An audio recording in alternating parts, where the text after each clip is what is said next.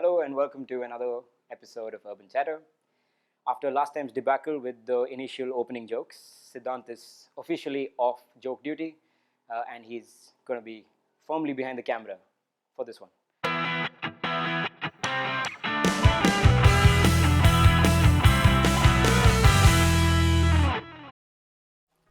We start this week with the most important news in the tech world, which is the Samsung Note 7. With its hardware specifications and all the features that it has actually brought onto the table, it is pretty much gunning for the title of best phone of the year. They've got a lot of things right. Lots of people wanted a crazy bump in specs, but it retains the specs of the S7 and the S7 Edge, which in my opinion are more than enough for most power users also. In addition to the great hardware specs, we now get insanely good stylus features, including the fact that it doesn't break the phone when inserted backwards, as well as the IP68 rating. What they've done really well with the stylus is that they've merged the features of the Note 5, like you can write on a lock screen, but you can also pin these notes now onto the screen so you can retain them for as long as you want. And iris scanning, we're still on the fence about this, but it's going to be a valuable addition if Samsung does manage to do it right, which lots of reports are suggesting they have. Moving on to the Oneplus 3, this year's flagship killer from Oneplus hadn't really matched up to the expectations, but now recently with an update to their unlocking RAM potential, I don't know what they did, they've done some magic and now it actually lives up to this tag. Recent reports show that it can beat the Samsung Galaxy S7 Edge on benchmarks, and some rumors even suggest it can beat the Note 7, which is high praise for a phone that comes in the premium budget segment. And if you're in this market at the moment, this is definitely a phone you should consider. Great build, great feel, great software, pretty much a company that really values its customers, and now hardware specs that can match the very top of the line phone. What are you waiting for? Buy the OnePlus 3. For those of you in the market for proper flagship phones, not flagship killers, the HTC 10 as well as the LG are getting cheaper, especially if you've got someone in the US. These both are great phones. They just came out in the wrong market of incredibly good phones and are finding it hard to actually beat the competition, which is why they're becoming cheaper. The HTC 10 in the US is getting $50 cheaper, and I think that's going to show up in India as well. The LG G5 already has various offers on eBay India, so you should definitely go check that out if you're in the market for the LG G5. Or if you're going to wait for the LG V20, we are going to give you a few updates later on, but I think it's a phone worth waiting for. Moving on to what we call the big leagues, we have Apple and Google. Apple is scheduled to hold an event sometime between the 9th and the 13th of September, where they're going to release new MacBook Pros, the Apple Watch 2, as well as the iPhone, God knows what. We don't know if it's the 7 or the 6 SE. We'll have to wait. But the real eye catcher is going to be the MacBook Pro. It's been a while since we've got an update for Apple's supposedly premier laptop range. Most of the current lineup is still running third generation Intel processors, and we can't wait to get the latest Intel processors on these MacBooks. Lots of new hardware specifications also rumored on the MacBook Pros, including Touch ID.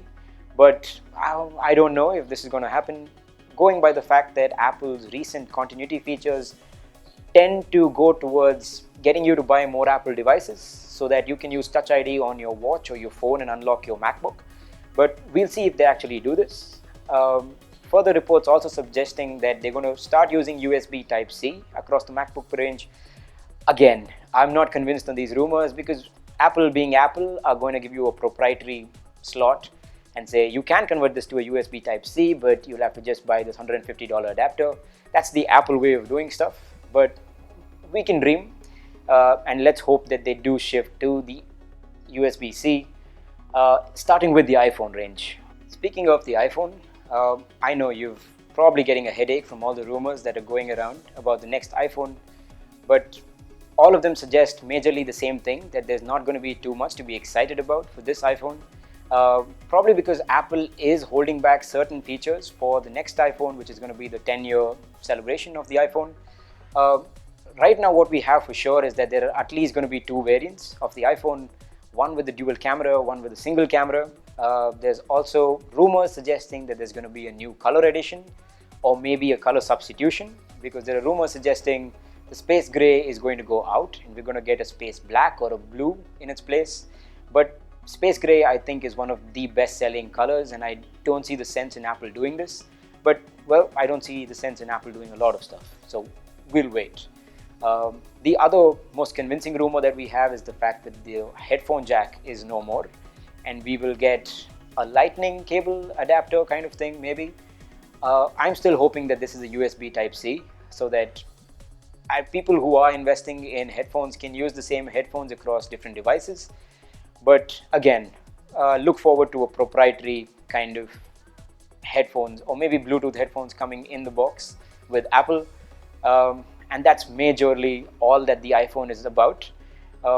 We're probably going to get optical image stabilization onto the normal iPhone as well, instead of only the Plus variant. Maybe waterproofing, proper waterproofing, and let's hope that we get a bigger battery as well. Last on the Apple list is the Apple Watch 2. While we were hoping for a change in the design of the dial from a square to a circle, the recent rumors suggest that this is not going to happen. It's going to be the same shape and the same design, just thinner maybe, and a bump in hardware specifications. The most exciting thing is that Apple seems to be bringing GPS to the watch, standalone GPS, which makes a lot of sense considering that Apple is pitching this as a device for those who are interested in fitness. Hopefully there will also be waterproofing so that you can take this watch along with you for a swim. But would you actually spend $400 on a watch that you want to swim with? I don't know. We'll wait and see for the Apple Watch 2. But that, along with the watch OS updates, may make this a more compelling buy than the recent Apple Watches. But we'll wait for that. Google, on its part, is trying to extend its lead over Apple after the recent Android N updates and the Daydream updates with the Nexus lineup. Rumors suggest that the new Nexi made by HTC will be released on the 3rd of October. Probably this early release date is because of the fact that Google want the Nexus to be the first phone running Android N right out of the box. Also, maybe their Daydream project. We only know that this project is called the Project Sailfish. We don't really have too many leaks and renders on the hardware specifications or the design. We have very few images which suggest a very bezel-filled, not that great looking, maybe just intriguing phone. But we doubt that HTC, which is one of the most beautiful phone makers, is going to put out a phone like this without reason, maybe. But we'll have to wait and see. I'm sure you can expect pretty much top of the line specs with the Nexus. Rumors suggesting 4 GB of RAM and starting at 32 GB. No expandable storage, because that's how the Nexus goes. The only difference between the two variants being the screen size as well as the battery, and maybe a camera upgrade, but we'll have to wait. The wait is not too far away. October 3rd is coming soon. So we'll have to see if the Nexus can finally win one over the Apple. In other news, and news that we probably missed along the way, we have Lenovo, which held its World Tech Conference, which featured the Fab 2 Pro, which is the first tablet/phone to run Project Tango. For those of you who do not know about Project Tango, it is Google's new platform, which is basically augmented reality. It is somewhere between what you can see on your phone and what you can see on a standalone VR device. So it helps you augment software paradigms with actual reality. This can be used for measurements, for architects, or even for interior decorators. If you want to see how many or how your room looks with a number of chairs and seats, which was one of the demonstrations that they showed. If you haven't seen it yet, you should definitely go check out the demo at the place. But that was, on the Lenovo side of it, that was the only highlight. The Moto, of course, had the Moto Z and the Moto Z Force, which we need to talk about. Both of them bringing modularity to a more sensible phase than the LG G5 did. The Moto Z and the Moto Z Force are both pretty much identical phones, with the only difference being that the Moto Z Force is you can drop it and not worry about it, and also comes with a slightly bigger battery. The interesting thing about both the Moto Z phones is the fact that they now come with removable back panels, or Moto mods. These back panels, at least the ones that they've showcased so far, seem really cool, and they include a JBL speaker module, a projector module, camera, as well as battery. What these do is that These attach through magnets onto the back of the Moto Z and provide you with additional functionality. For example, if you want to watch a movie with friends and all you are equipped with is your phone, then you can just project the movie onto a wall using this projector module. It does come at a price though, with the fact that the Moto Z has magnetic connectors, which makes it not a very, let's say, good looking phone. But it's a price you have to pay for modularity maybe.